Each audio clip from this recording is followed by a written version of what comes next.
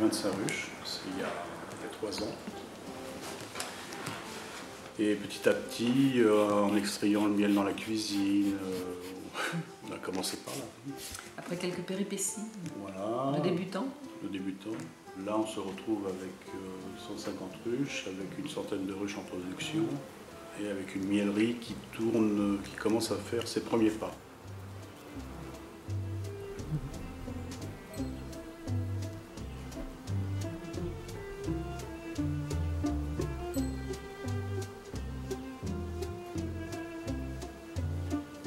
Suite à un licenciement, je me suis dit, mais qu'est-ce que je vais faire? J'habite à la campagne. Ici, on est loin de tout, donc je n'allais pas faire 200 km pour aller travailler sur Toulouse. Et c'était bien dommage d'être à la campagne et de ne pas exploiter ça. Donc je suis parti sur les abeilles, parce que c'était un projet c'était une activité que j'avais vue chez des anciens clients, quand j'étais artisan plombier. Et ça m'avait bien plu. Donc je suis reparti à l'école.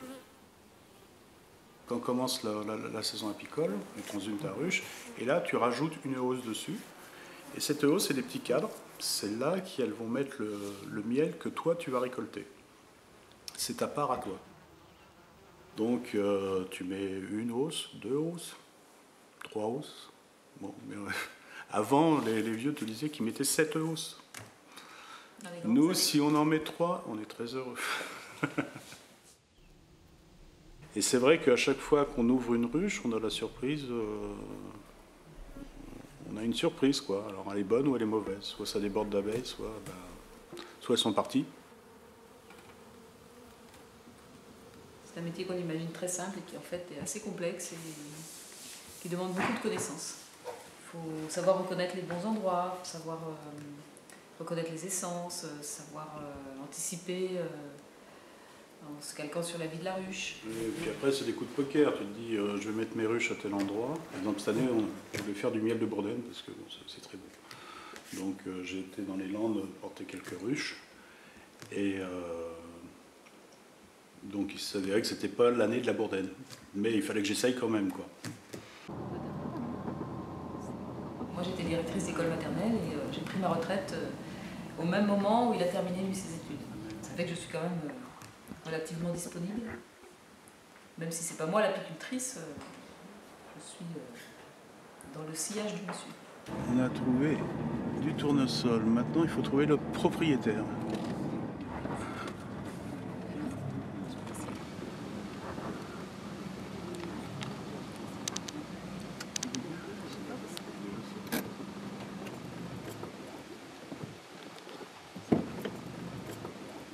Et il nous a donné l'autorisation. Maintenant, on va les jeter 2-3 palettes. Les palettes qu'on a à l'arrière. C'est pas qu'on va marquer notre territoire, mais il faut commencer l'installation.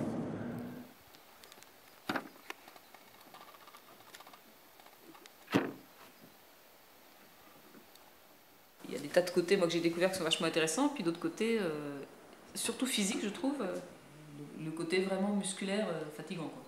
Moi je trouve. Comme dit Eric, souvent c'est un boulot de déménageur. Tu portes des hausses, tu portes des ruches, tu portes des seaux, tu portes des cartons de bocaux. C'est vraiment un travail manuel aussi.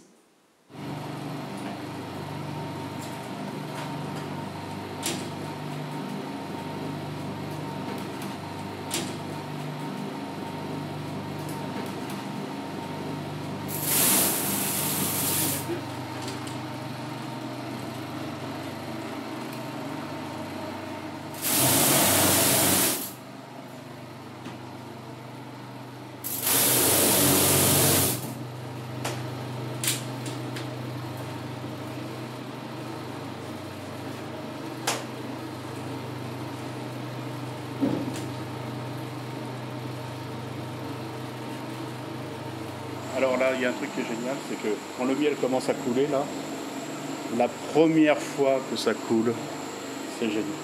C'est le résultat de beaucoup de mois de travail. Là, c'est quand même la récompense, ça. Il me semble.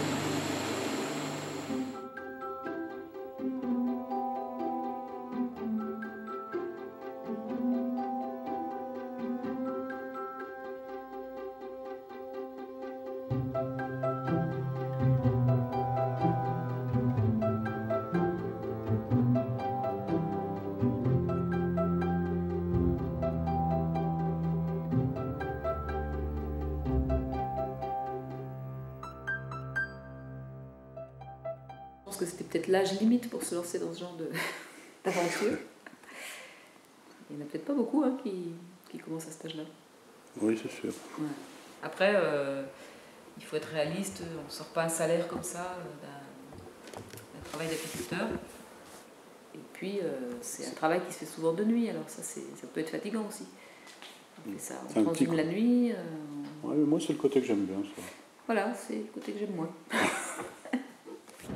Là, on arrive pour prendre les ruches, qui sont sur un emplacement châtaignier. On va les fermer, les charger sur la remorque et les emmener sur un champ où il y a des tournesols. Donc pour ce faire, on transhume la nuit, parce que toutes les abeilles sont entrées dans la ruche, toutes les butineuses sont entrées à la maison.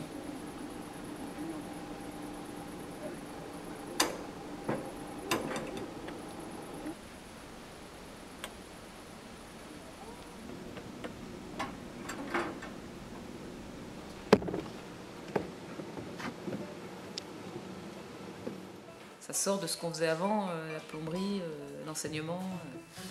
C'est bien, moi j'aime bien. Puis voilà, l'aventure continue.